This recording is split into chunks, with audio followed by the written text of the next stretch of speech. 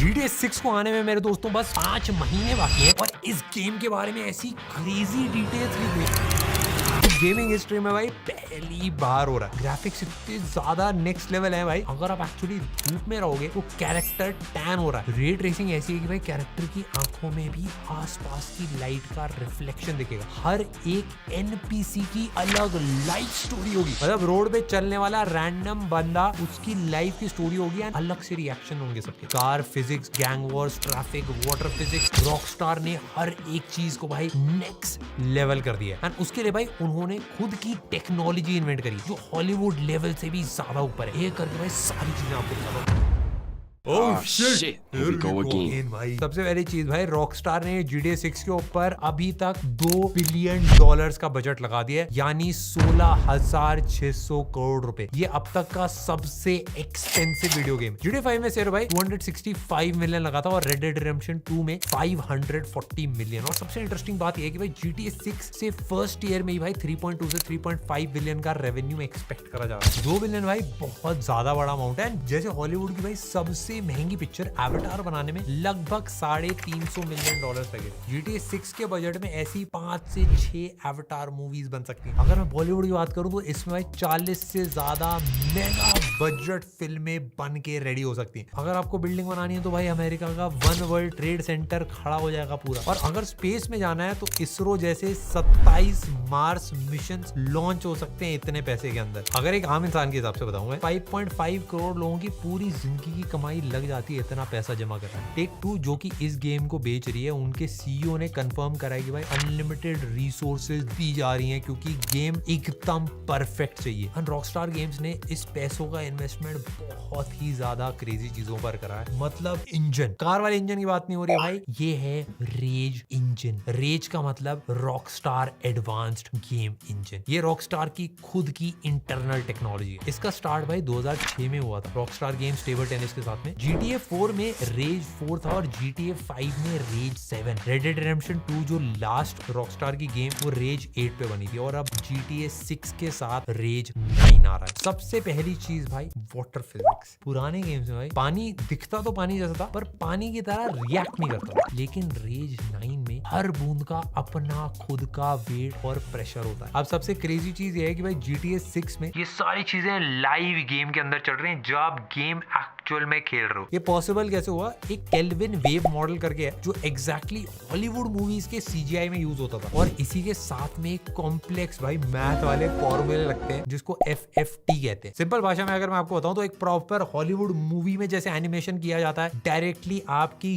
Game में exactly same level की चीजें डाली जा रही हैं जो रियल टाइम में रिएक्ट करती हैं। हो सकता है भाई सिटी की रोड्स के अंदर प्रॉपर पानी बजे बाढ़ आ सकते हैं और जब आप बोट चलाओगे तो पानी उस बोट को आगे बढ़ने से रोकेगा भी। और सबसे मस्त बात, ये प्रेशर शायद आपको नया जो PS5 कंट्रोलर है उसके हैप्टिक्स में डायरेक्टली फील होगा, जिसके बारे में थोड़ा सा मैं एक सेकंड में आपको और बताने वाला हूं। सेकंड है भाई ray tracing, reflection, soft shadows, एक सरफेस का कलर दूसरी सरफेस पे पड़ना, ये सारी चीजें भाई रियल टाइम कैलकुलेट होगा गेम के टाइम पे। अगर प्रैक्टिकल में आपको थोड़ा सा समझाऊं, मान लीजिए एक होटल के बोर्ड पे पिंक नियॉन साइन लगा तो अब वो सिर्फ उस बोर्ड पे नहीं चमकेगा बल्कि भाई आपकी गाड़ी के हुड के ऊपर, सड़क के ऊपर और यहाँ तक कैरेक्टर के चेहरे के पसीने के ऊपर भी भाई वो पिंक कलर रिफ्लेक्ट करके दिखेगा। ओवरऑल रात में भाई बिल्कुल नाइट लाइफ वाली जो फील होती है वो एग्जैक्ट वही सेम फील आपको आने वाली है क्योंकि भाई वाइस सिटी में बहुत सारे क्लब्स हैं। ये सुनने में शायद भाई छोटा सा एड ऑन लगेगा बट मुझे लगता है भाई ये गेम की वाइब को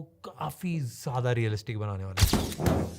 नेक्स्ट भाई ग्राफिक्स रेंडरिंग। नॉर्मली भाई आप अपने ठीक सामने खड़े एक इंसान को बिल्कुल क्लियरली देख सकते हो पर साथ ही भाई दूर बीच पे अगर कोई भीड़ खड़ी हुई है उसको भी आप नोटिस कर पाते हो। बट ज्यादातर गेम्स के अंदर दूर की चीजें या तो अचानक गायब हो जाती हैं या बस एक धुंधला सा धब्बा सा बन के रह जाती है, फिर एक शेप में वो कन्वर्ट हो जाती है। पर रेज 9 के अंदर आसपास से लेके बिल्कुल आखिरी एंड तक हर चीज वो विजिबल और एकदम शार्प रहेगी और वो भी भाई आपके कंसोल पे बिना कोई भी हैवी लोड डाले। रियल लाइफ अब GTA बनने वाला है। अब भाई जो सबसे एक्साइटिंग मुझे लगा NPC AI। सिंपल लैंग्वेज में गेम के अंदर घूमने वाले जो रैंडम कैरेक्टर्स होते हैं इनको आप कंट्रोल नहीं कर सकते, उनका पूरा सिस्टम आर्टिफिशियल इंटेलिजेंस करता है कंट्रोल। GTA 5 में भाई रास्ते पे चलने वाले NPC ज्यादा कुछ ऐसा करते नहीं थे, बस चलते रहते थे, कार चलाते थे, चिल्लाते थे, थोड़ा पीट पाट देते थे अगर आप मुक्का उक्का दिखा दो उनको। बट GTA 6 में भाई वो अपनी पूरी लाइफ उनकी चल रही है। दो रैंडम लोग आपस में गाड़ी टकरा सकते हैं, गाली दे सकते हैं, गलती किसकी है इस पे झगड़ा कर सकते हैं और फोन निकाल के सीधा इंश्योरेंस वाले को कॉल लगा सकते हैं। और इन सब के लिए हमारा कैरेक्टर उनके आसपास होना जरूरी भी नहीं है। इसके पीछे एक नई टेक्नोलॉजी यूज हो रही है, उसको बोला जा रहा है भाई इमर्जेंट AI बिहेवियर सिस्टम, जिससे भाई सबके बिहेवियर्स और स्टोरीज को एकदम रियल बना दिया है। स्पेसिफिक करके अगर मैं बताऊं तो इनके डायलॉग्स में भी भाई बड़ा अपग्रेड आ गया है। गेम प्रॉपर्ली याद रखता है कि भाई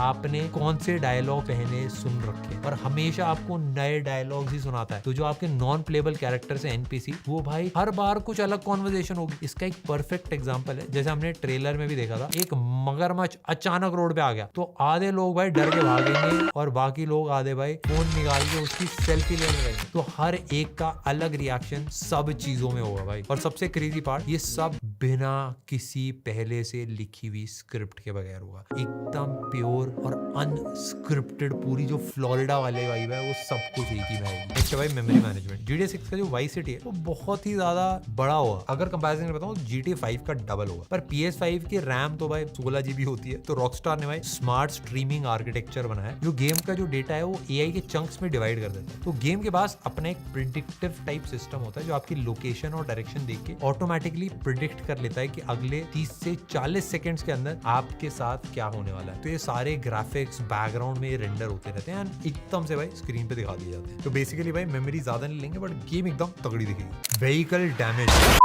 GTA 5 में भाई गाड़ियों के फिजिक्स एक्सीडेंट होने पे काफी ज्यादा बढ़िया थे, और GTA 6 में इनको एक अलग ही नेक्स्ट लेवल पे लेके जाने वाले हैं। इसमें एक नई टेक यूज हो रही है जिसका नाम है सॉफ्ट बॉडी फिजिक्स। अब गाड़ी का हर एक पैनल, टायर, फ्रेम एक अलग ऑब्जेक्ट बन गया। मतलब जब भी आपकी अगर टक्कर होती है, मतलब रियल लाइफ में नहीं गेम के अंदर, तो आपका इंजन ऑटोमेटिकली कैलकुलेट कर लेगा कि भाई टक्कर का कितना फोर्स लगेगा और एंगल क्या था और एग्जैक्ट स्पीड कितनी थी। ये डिसाइड करने के लिए भाई गाड़ी का कौन सा पार्ट किस तरह टूटेगा या मुड़ेगा, ये अभी तक किसी भी गेम में नहीं बनाया गया और इस सबसे रियलिस्टिक कार क्रैश सिस्टम होने वाला है। और GTA 6 में ऐसी बहुत सारी चीजें जो वर्ल्ड में पहली बार करी जा रही है, जैसे ये next advance traffic system. GTA 5 का ट्रैफिक एकदम बेसिक था, बट GTA 6 का ट्रैफिक भाई रियलिटी से एकदम सिमिलर है, क्योंकि इसके अंदर भाई डायनेमिक ट्रैफिक मैनेजर यूज हो रहा है, जिसमें हर गाड़ी और हर एक इंसान का एक इंडिपेंडेंट AI एजेंट हो रहा है। सबका अपना अलग दिमाग चल रहा है। आगे एक्सीडेंट होने पे पूरा ट्रैफिक भाई खुद अपना रास्ता रीरूट कर लेता है। तो रोड पर भाई प्रॉपर रियल लाइफ वाला कलेश और झगड़ा होने वाला है। नेक्स्ट भाई हैप्टिक सिस्टम। PS5 के कंट्रोलर के हैप्टिक्स ऑलरेडी काफी क्रेजी हैं, बट उसका पूरा फायदा अभी तक कोई गेम उठा नहीं पाई है, बट GTA 6 इसका पूरा फायदा उठाने वाली है। इसके लिए भाई रॉकस्टार गेम्स ने भाई नई टेक निकाल रखी है, ग्लैन्युलर हैप्टिक मैपिंग। पानी में घुसोगे भाई कंट्रोलर धीरे धीरे वाइब्रेट करेगा। जितना गहरा पानी होता जाएगा वाइब्रेशन उतनी ज्यादा हेवी होती है। रास्ते के हिसाब से भी भाई वाइब्रेशन बदलेगी। पक्की सड़क होगी, घास होगी, पत्थर, कीचड़, सब अलग फील आएगी। किसी को भी टक्कर मारा या मुक्का मारा हुआ एकदम से जोर का झटका लगेगा।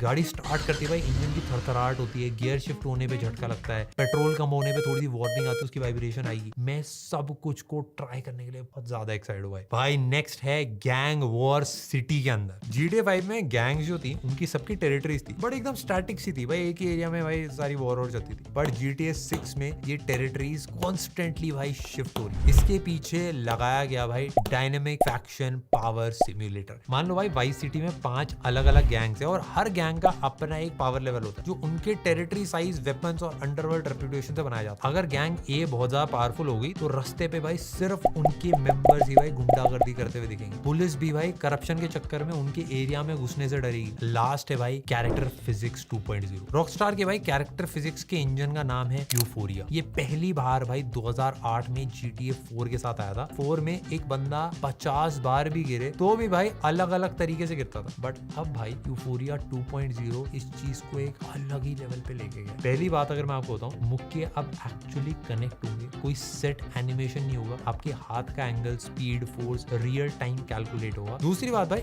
बॉडी वेट इसमें एक्चुअली मैटर करेगा। इंजन में हर कैरेक्टर का वजन और ताकत अब सेट कर दी गई। अगर एकदम भीड़ में एक बंदे को आप धक्का मारोगे तो पीछे वाले पे गिर जाएगा और उसके पीछे वाले के ऊपर भी। हर एक बंदे की इंडिपेंडेंट पूरी फिजिक्स चल रही है। और आखिरी में भाई कपड़ों का फिजिक्स, भागेगी तो जैकेट उड़ेगी, गिरोगे तो पीछे का बैग आगे आ जाएगा। ये छोटी छोटी चीजें भाई गेम को 100% रियल बना है। बेसिकली बात यह है कि भाई हर टक्कर, हर मुक्का, हर गोली का रिएक्शन गेम रियल टाइम में बनाएगा। इसका सीधा सा मतलब ये है कि आप GTA 6 चाहो 100 घंटे खेलो, बट एक भी फाइट सीन दोबारा आपको एग्जैक्टली सेम नहीं दिखने वाला। इस नवंबर में भाई गेम लॉन्च हो रही है। अभी प्री ऑर्डर अभी कुछ ही दिन में ऐसा लग रहा है आने वाला है, क्योंकि अभी रॉकस्टार के भी 2-3 इंटरव्यूज आए थे। GTA 6 का अब हाइप क्रेजी हो गया है भाई। ये वीडियो GTA 6 से पहले आ चुकी है, बट अब GTA 6 से पहले और कुछ नहीं आ पाया।